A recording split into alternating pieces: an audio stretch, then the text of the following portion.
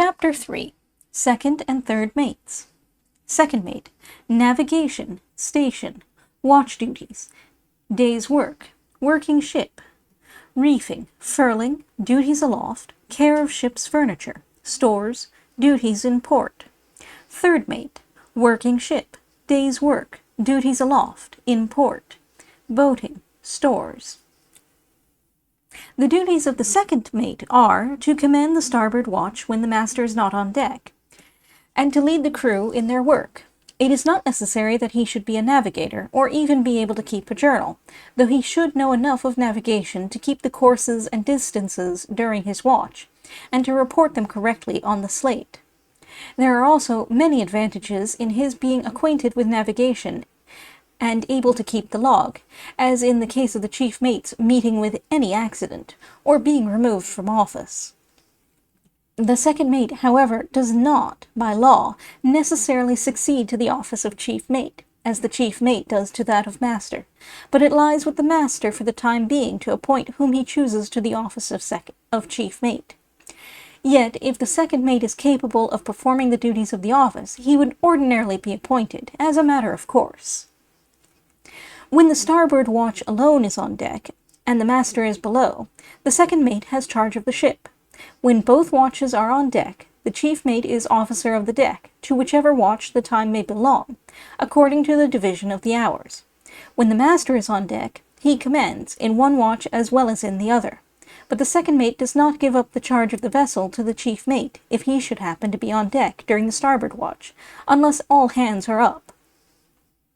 While he has charge of the vessel in his watch, his duties are the common ones of a watch officer. That is, to have an eye to the helm, watch the weather, keep a general lookout round the horizon, see to the trimming of the yards and making and taking in of the light sails, give the master notice of anything important that occurs, heave the log and keep an account of the winds, courses, rate of sailing, etc., and enter the same on the slate at the end of the watch. In these things the chief mate has no right to interfere, when it is not his watch on deck. But in all matters connected with the day's work and jobs, the second mate acts under the chief mate in his own watch, as that department belongs peculiarly to the chief mate. In working days, when the crew are employed about the ship and rigging, it is usual for the chief mate to tell the second mate what to do in his watch, and sometimes he remains on deck a few minutes, to see to the commencement of the work. And while day's work is going forward, during the time that the chief mate has a watch below, as the second mate is expected to do jobs like a common seaman, it is the custom for the master to be on deck a good deal in the starboard watch and look after the vessel. While work is going forward, the second mate is about decks and aloft. But at other times, as at night or on Sunday, or during bad weather, when day's work cannot be kept up, his place is on the quarter-deck, though still he leaves it whenever anything is to be done forward or aloft, which requires the presence of a whole watch, as setting or taking in a lower or topmast studding sail, or any of the heavy sails. When all hands are called to work ship, as in reefing, tacking, wearing, getting under way, coming to anchor, etc., the second mate's place is aft, at the fore and main braces, and main and mizzen rigging, and generally, in all ship's duty, the chief mate and larboard watch belong forward, and the second mate and starboard watch aft. In tacking ship, the second mate looks out for the lee fore and main braces, sees them belayed to one pin and clear for letting go, lets go the main braces at mainsail haul, and the fore at let go and haul. He also studies the weather braces as the yards come up. He then sees to getting down the main tack, hauling out the main and mizzen bowlines, hauling aft the main sheet, and in short has charge of all the duty to be done upon the quarter-deck and in the waist. In getting under way, the second mate takes a handspike at the windlass with the men, the place which custom has assigned him being the windlass end. If anything is to be done with the braces while the men are heaving at the windlass, it is his duty to attend to it, as the chief mate must be looking out for the ground tackle. In reefing, the second mate goes aloft with the men, and takes his place at the weather earing. This is his proper duty, and he will never give it up, unless he is a youngster, and not strong enough or sufficiently experienced to lead the men on the yard. As soon as the order is given to clew down for reefing, and the halyards are let go, if there are hands enough to haul out the reef tackles, he should go aloft, see that the yard is well down by the lifts, and then lay out to the weather yard arm, and get his earing rove by the time the men are upon the yard. He then hauls it out and makes fast. If both topsails are reefed at once, he goes to the main. But if one sail is reefed at a time, he goes with the men from one to the other, taking the weather earing of each. He also goes aloft to reef a course, and takes the weather earing of that, in the same manner. He is not expected to go upon the mizzen topsail yard, as the mizzen topsail is a small sail, and can be reefed by a few men, or by the light hands.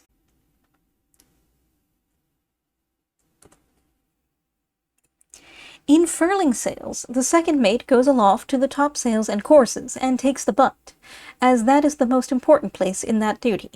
He is not expected to go upon the mizzen topsail yard for any service, and though in bad weather, and in case of necessity, he would do so, yet it would be out of the usual course. He might also, in heavy weather, assist in furling a large jib, or in taking the bonnet off, but he never furls a topgallant sail, royal or flying jib. In short, the fore or main topsail and the courses are the only sails which the second mate is expected to handle, either in reefing or furling.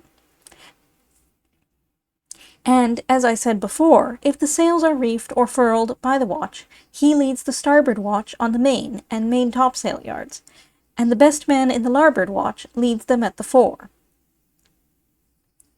Although the proper place for the second mate on a yard is the bunt in furling, and the weather earing in reefing, and it is the custom to give him a chance at them at first, yet he cannot retain them by virtue of his office.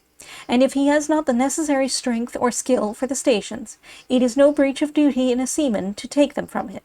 On the contrary, he must always expect, in such a case, to give them up to a smarter man. If the second mate is a youngster, as is sometimes the case, being put forward early for the sake of promotion, or if he is not active and ambitious, he will not attempt to take the bunt or weather earing. In the ordinary day's work done on shipboard, the second mate works with his hands like a common seaman. Indeed, he ought to be the best workman on board, and to be able to take upon himself the nicest and most difficult jobs, or to show the men how to do them. Among the various pieces of work constantly going forward on the vessel and rigging, there are some that require more skill and are less disagreeable than others. The assignment of all the work belongs to the chief mate, and if the second mate is a good seaman, by which sailors generally understand a good workman upon rigging, he will have the best and most important of these allotted to him. As for it, fitting, turning in, and setting up rigging, rattling down, and making the neater straps, coverings, graftings, pointings, etc. But if he is not a good workman, he will have to employ himself upon the inferior jobs, such as are usually assigned to ordinary seamen and boys. Whatever may be his capacity, however, he carries on the work when his watch alone is on deck, under directions previously received from the chief mate.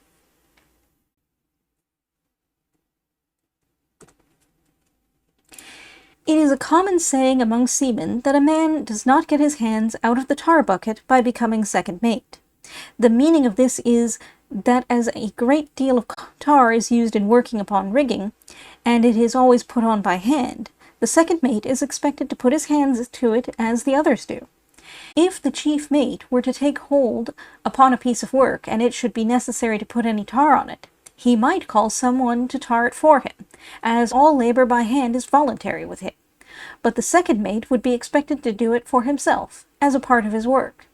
These matters, small in themselves, serve to show the different lights in which the duties of the officers are regarded by all seafaring men.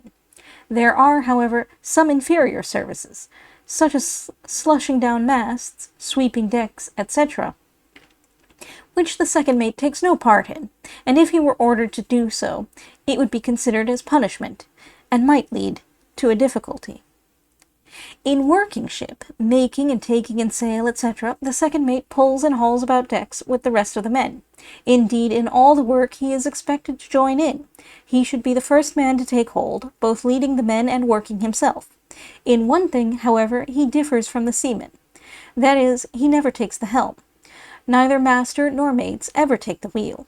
but it is left to the men, who steer the vessel under the direction of the master or officer of the deck. He is also not expected to go aloft to reeve and unreeve rigging, or rig in and out booms, when making or taking in sail, if there are men enough, but as I have said, under ordinary circumstances, only goes aloft to reef or furl a topsail or course. In case, however, of any accident, as carrying away a mast or yard, or if any unusual work is going on aloft, as the sending up or down of topmasts or topsail yards, or getting rigging over the masthead, sending down or bending a heavy sail in a gale of wind, or the like, then the second mate should be aloft to take charge of the work there, and to be the organ of communication between the men aloft and the chief mate, who should remain on deck, since he must superintend everything fore and aft, as well as alow and aloft. Sending up or down royal and top-gallant yards, being light work and done by 1 or 2 hands, does not call the second mate aloft. But if the top-gallant masts are to be sent down, or a jib-boom rigged in bad weather, or any other work going on aloft of unusual importance or difficulty, the second mate should be there with the men, leading them in the work, and communicating with and receiving the orders from the deck. During his own watch, if the master is not on deck, the second mate commands the ship, gives his orders, and sees to their execution, precisely as the chief mate does in his. But, at the same time, he is expected to lend a hand at every all-hands rope. There is another important part of the duties of a second mate, which is the care of the spare rigging, blocks, sails, and small stuffs, and of the instruments for working upon rigging, as marline spikes, heavers, serving boards, etc. It is the duty of the chief mate, as superintendent of the work, to see that these are on board, and to provide a constant supply of such as are made at sea. But when provided, it is the second mate's duty to look after them, to see them properly stowed away, and to have them at hand whenever they are called for.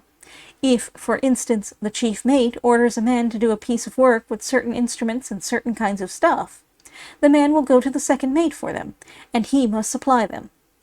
If there is no sailmaker on board, the second mate must also attend to the stowing away of the spare sails, and whenever one is called for, it is his duty to go below and find it.